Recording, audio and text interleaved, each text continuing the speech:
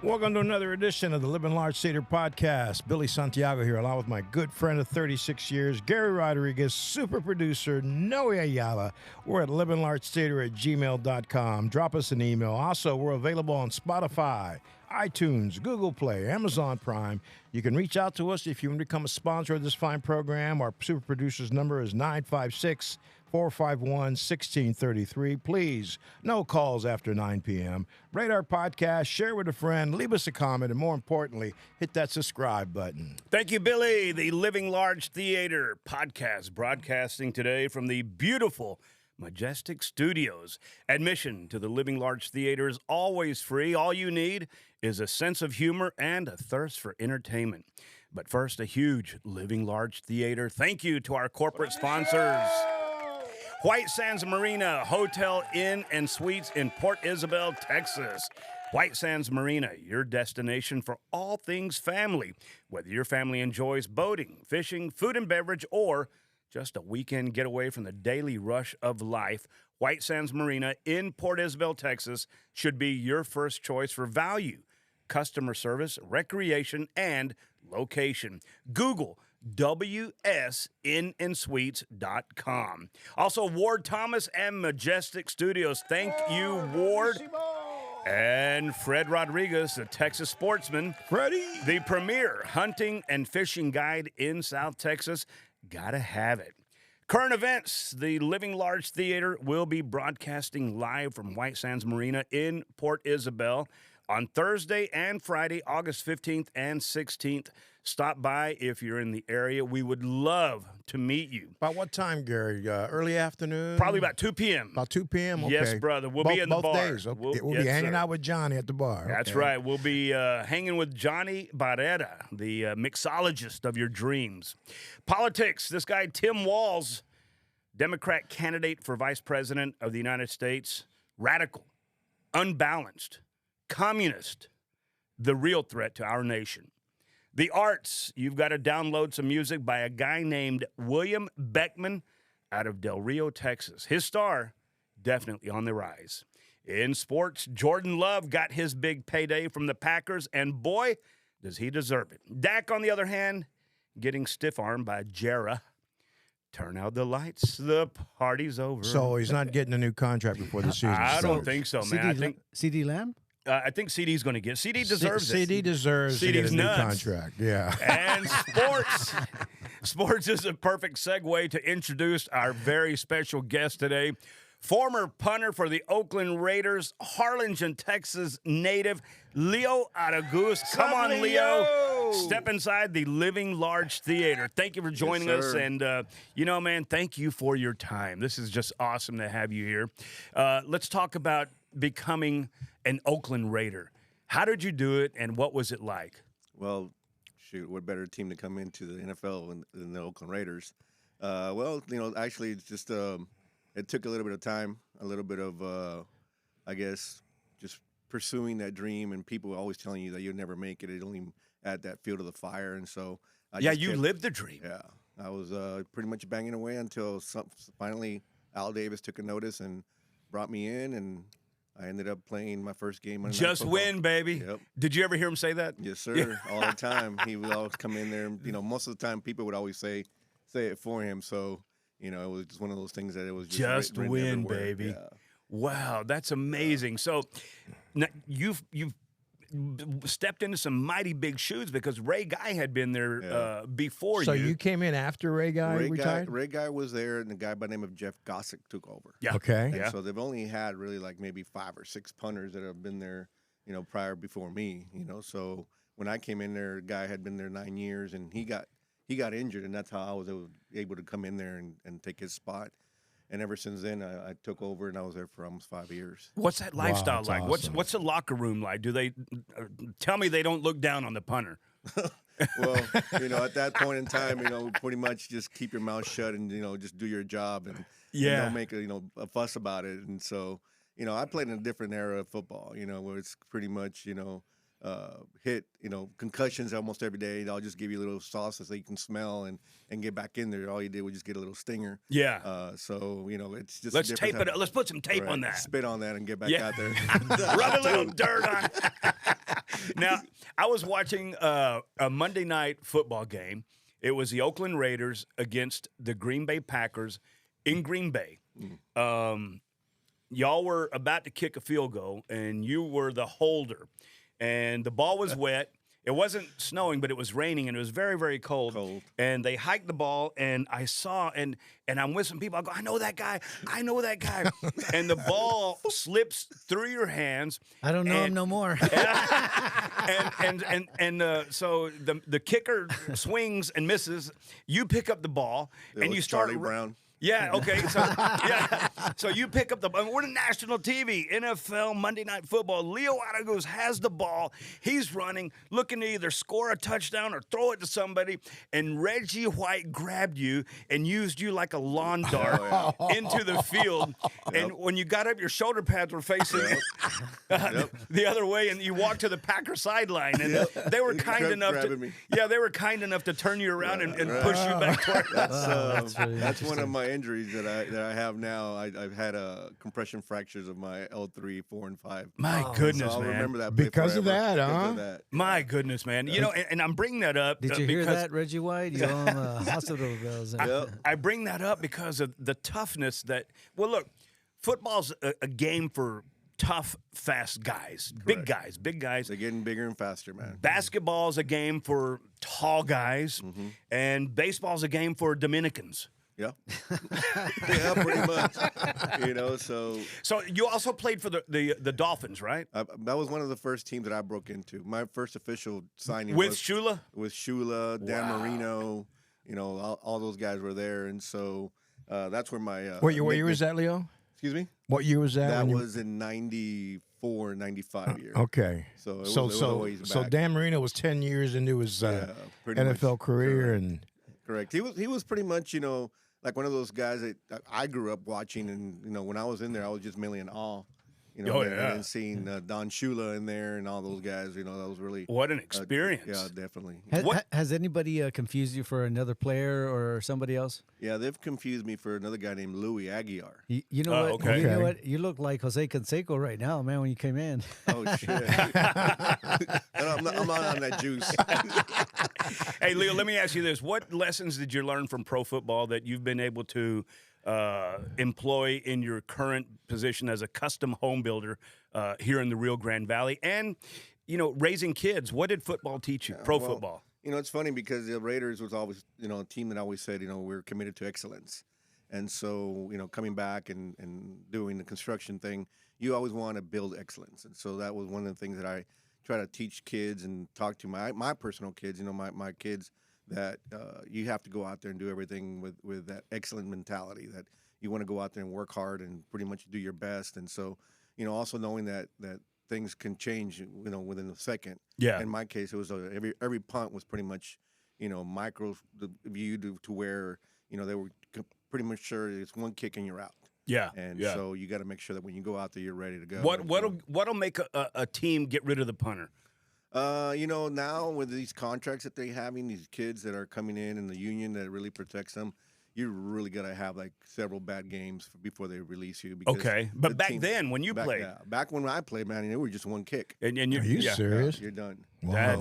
That's amazing. So it was like pretty much we had 6 to 8 punts per game, and so you got to make sure that whenever you're ready to go out there, that you're prepared. Yeah. What's the longest punting you've kicked? Ever? Yeah. In high school. Really? In high school was my longest for 70 yards. And in NFL, I think I have a 68. 68. But I have 2 NFL records that will never be broken. No. Which are they? Being a lawn dart. At the hands of Reggie White. No, I'm kidding. Go ahead. What are they? Most punts in one game. Wow. For the Raiders? For the Raiders. How many? Under John Gruden as our head coach. So you played for Gruden? All this offensive mind guru Chucky. and all that. Wow. I had 16 punts. In one game? In one game. Wow. How was that experience? Well, it was weird because we played San Diego. And so all it was just pretty much going back and forth. And I didn't realize until some reporter in the sideline come up to me and said, hey, you know, you just tied the NFL record for most punts in one game. And I was like, well, what the hell is that? Did the team know at the time? No, we didn't. No. That was at 13, and so I broke it at 16. Wow. And That was at 13 when they told you. And you had 3 more punts. I had Holy mackerel. 700 and some odd yards that game. So what was the score in that game? You remember, Leo? 7-6. Y'all won? We Wow. won. Y'all won? But we won. We won, and the hardest play was for It's me a to go out. punting showcase. It was the last play of the game. We threw a long bomb to James Jett. He caught it, went in. Jeff George to James Jett, and he caught it, went in. Hey, for a Jeff touchdown. George had an arm, man. He was a Oh, cannon, he was a cannon, man. brother. Golly. You know, and then after that touchdown, it was like, okay, we got several seconds left on the. I think it was a minute left, and I had to go out there and hold. Yeah. You know, for that extra point to win the game, and that was one of the hardest things for me to go out there to after kicking 16 punts. You know, and I went from 16 punts that 1 week. The very next week, I went to 0 punts. Oh, wow. How is he as a coach, Gruden? Gruden, my personal opinion on Gruden. Wow, he was tough. Yeah. Didn't like punters.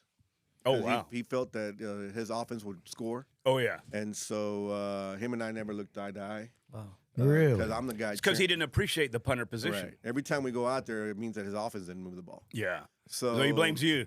So I mean, he kind of. That was a day. Actually, I got a story to tell you. So about that, you know, him and I never looked eye to eye. You know, so I knew that he didn't like me, and so when I was getting ready to get released, because Al Davis made some weird draft choices, bro.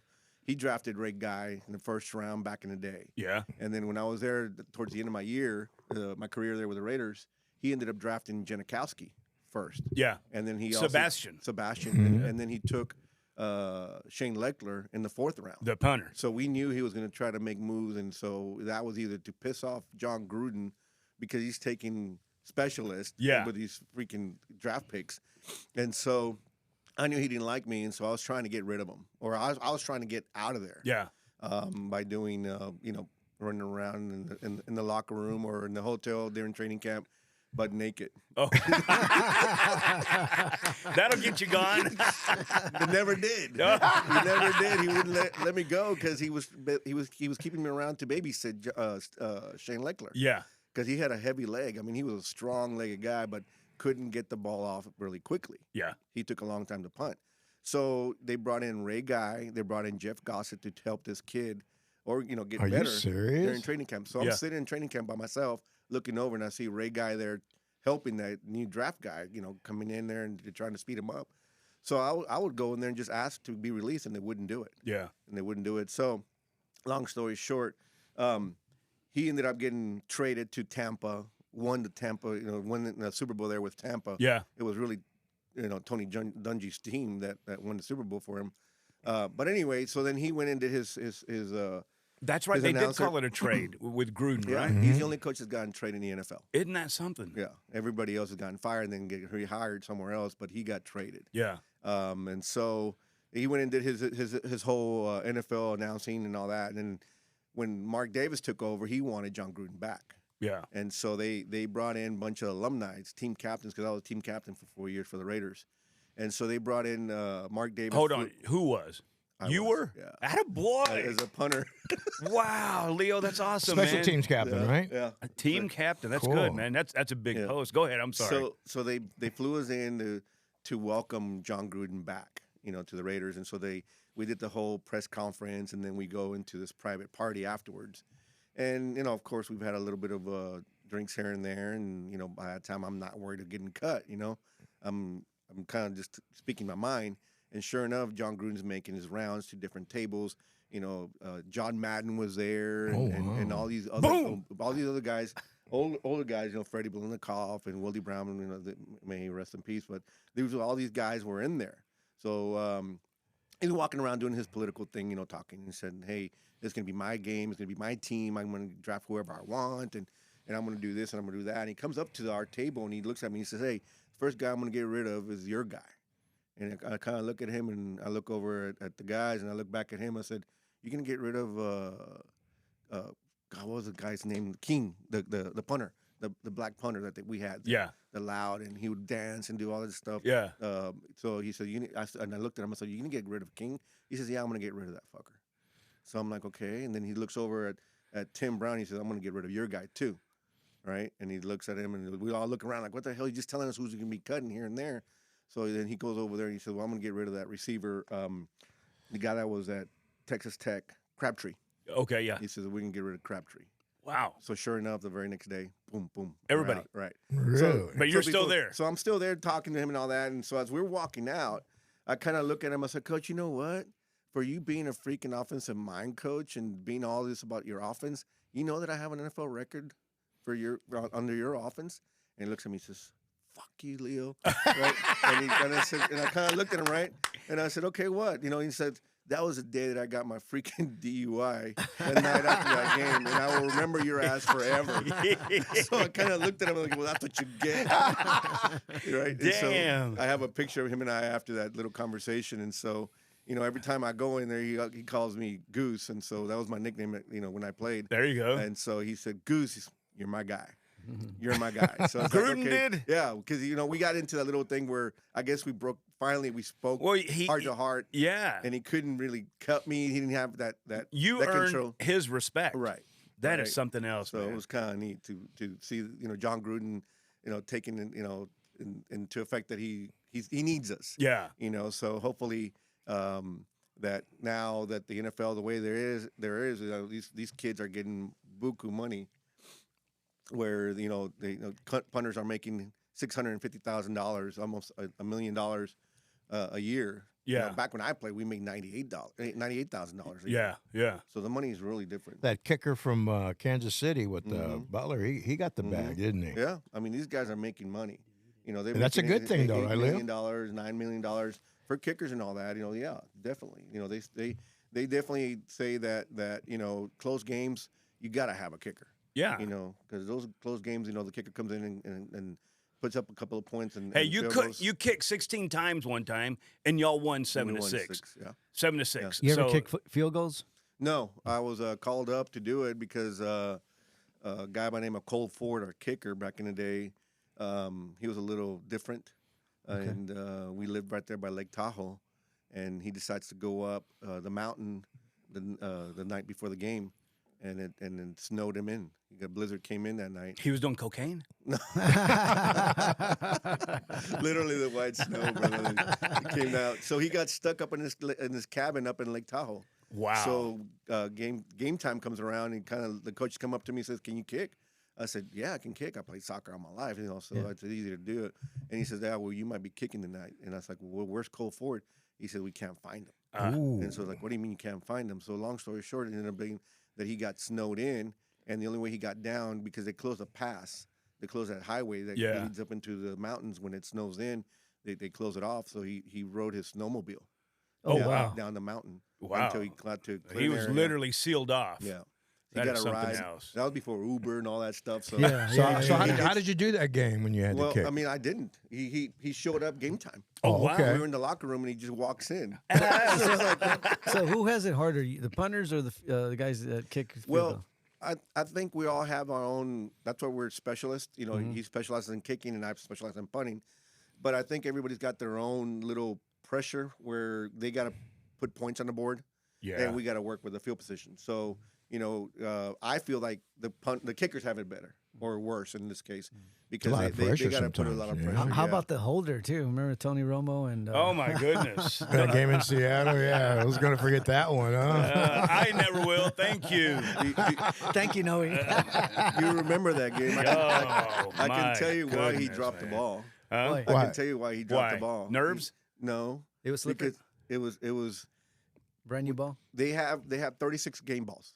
24 balls are for quarterbacks and 12 balls are for kicking. That's what she said. So now, so they stamp our balls now. Wait, hello. So they stamp our balls with a K on it, and it's K balls. So whenever there's a kicking down, they throw in a K ball. They take out those quarterback balls. That's why you have the deflate gate that happen. Yeah. Because quarterbacks can do whatever they want with the balls and work them however they want. They brush them, they inflate them, and do all this stuff. So they get real tacky. So our kicking balls go to the refs. Our kicking balls go to the ref because they say that we were putting helium in them and that we were working our balls too much. So they gave the officials our balls. Yeah. And they're supposed to brush them and prep pump them. right. Yeah. And they don't. They would just take them straight out of the box and throw them into the game. So then when Tony Romo went from third down to field Fourth goal, down, yeah. he went from being a quarterback to being a holder. Yeah. So what comes in? A K ball. Oh, The K ball, you don't ever like lick your fingers for tackiness or anything. And that's what he This did. guy went from a quarterback ball that he licks his fingers, it gets tacky and all that. Yeah. So when he goes to receive the K ball on a snap, he doesn't touch the ball until it gets in his hands. Yeah. Ooh. Right before the snap, he licks his fingers Oh. and he asks for the ball. And have you seen that replay? And it just slips out of his hand. Have you seen the replay where that happens? Yeah. So now we know the Holy true mackerel, story behind man. that fumble, huh? So being a holder, as soon as he licked his fingers, Yeah. I was like, no. You know, All the way so- from Harlingen, Texas, where we could hear you. Yep. Hey, I So- don't know if you remember, you gave me a Duke football one time. I still Yes. have it. Awesome. Signed by Tim Brown, Hall of Yes. Famer. And it was the ball they used it had the emblem burned in that they used in the Cowboys Bills game. I think it was the second Super Bowl where the Cowboys beat the Bills. I still have that ball, so thank you very that's much. awesome. Let's Awesome. talk about your style, man. I think Billy and I played either with you or against you at a charity football game in Mercedes a long time ago, and I noticed that when you kicked the ball, you would literally drag your right because you're right-footed. You would drag your toes on the ground and sort of create a snap and a springing motion. How did you develop that? Was that coached or? You know, what I found out was that I was doing it wrong. After that, Oh man, I was gonna tell you. Is that a secret? They always say that you need to get adjusted before we go out and play, and so you literally are dropped almost an inch off. And so if you don't ever get adjusted by a chiropractor or something, you're gonna be off. Your hips and all that, right? So I was just kicking normal. I mean, I grew up playing soccer as a goalie, so when they gave me a football to punt it was easy for me to just go ahead and punt it. So it was all self-taught. Yeah. So that's just the way I learned how to punt.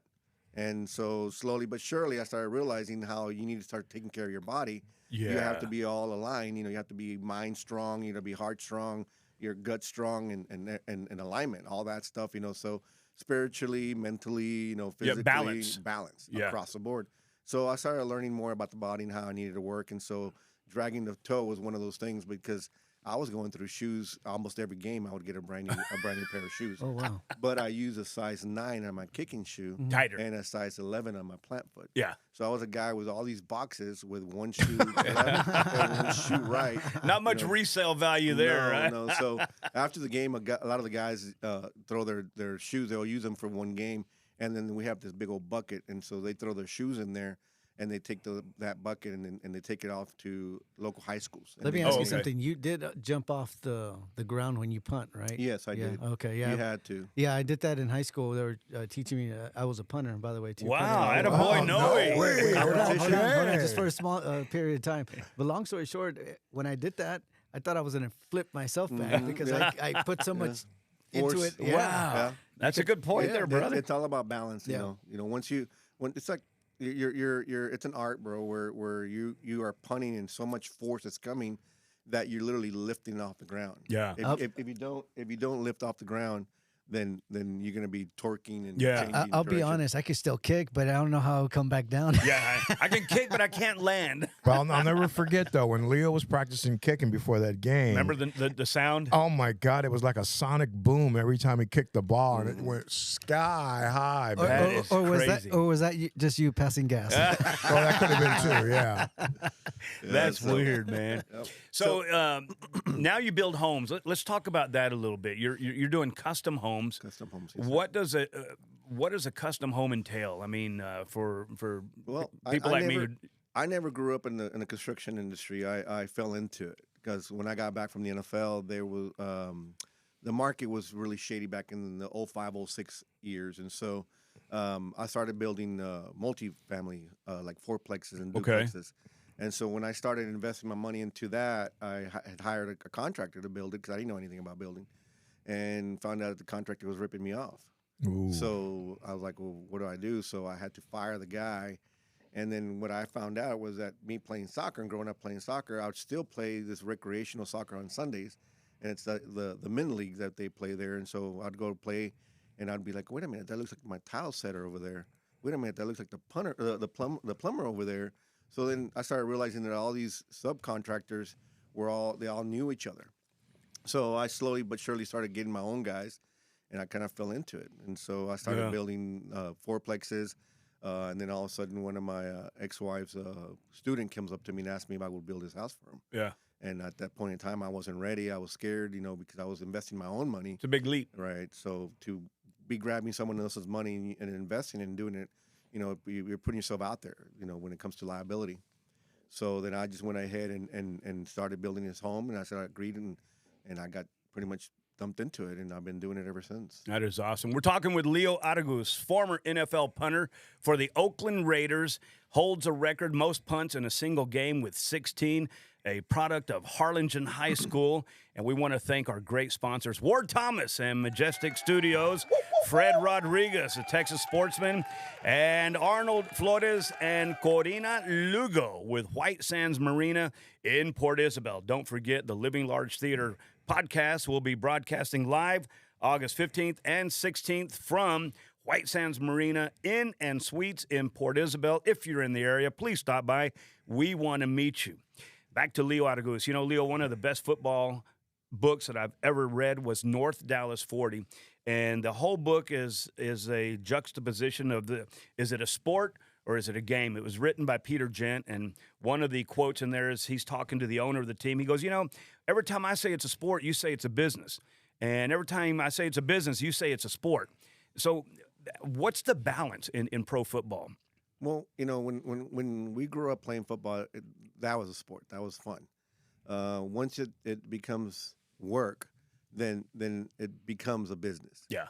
So you have to become a business owner, and your body is your business. And so how you take care of your body and how you go about your day in and day out during your career, that is your business. You're making money. Your body's making money for you. You're a pro. You're a professional. Right. So you have to, pretty much take care of that business. And so now that my 13-year-old little girl is starting to do club soccer and traveling and all that, I tell her, Mom, this is no longer fun. It's a business trip. Yeah. Realize that we're coming up here. We're spending money to come up here, drive up here, hotels, meals and all that. And, for us to be paying all this money for training and all that, it's a business. You're investing into a business, and hopefully it gives you a return. And so in this case, I'm just trying to get my little girl to understand that when you're out there doing something that you love to do, I get it, it's a game, it's a sport. Yeah. But at the end of the day, if you're investing money into it and time, it's a business. Yeah. Yeah, my son played travel basketball from 6th grade to 9th grade. And you're right, man. It's a huge investment on the family. Yeah. And when he got into 9th grade, after his 9th grade year, he decided he wanted to focus on football. So he didn't want to do any more travel basketball. So that was one of those things. That was kind of those things that a parent has to deal with, But right. It was, that's what he wanted to do. He wanted to be a receiver, and he got a chance finally to play his senior year in high school. He was at Vela, had a good senior season. But after that 9th grade year, he told me, he goes, Dad, I don't want to play travel ball anymore. So wow, if you, the parent, having that thing where you've gotten used to, I guess it's part of life that these kids, like you say in travel basketball, I know how hard it is. You're investing a lot, and then all of a sudden for your son to come and tell you that he's done playing basketball, well, then you have to switch that as a parent and support your kid as much as you can. Yeah. So hopefully, my little girl, she's very active. She's playing football. So wow. She picked up her equipment yesterday at her middle school. She played last year. All of a sudden, she just shows up with a freaking helmet in her hand. I'm like, oh, like football, not flag football. No, she's playing tackle football. So what position does she play, Leo? So she's punter.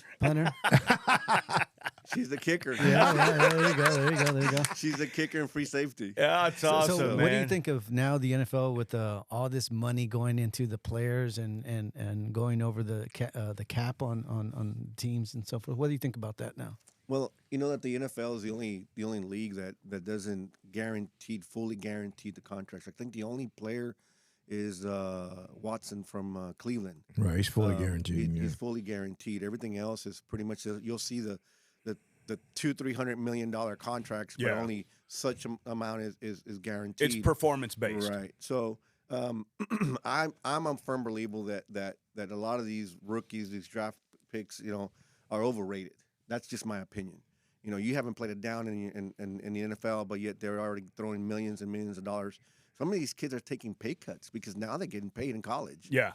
So they're going. So to what do you think about that? That was my next question. back when I played, it wasn't legal. It was illegal to have a job. Yeah. No one can give you anything. You'd be in the headlines if you took a penny. Yep. So there was a lot of guys that would get paid under the table. Yeah. Because they needed it. We needed it. Because we don't. All of these, they would say, well, you have a scholarship.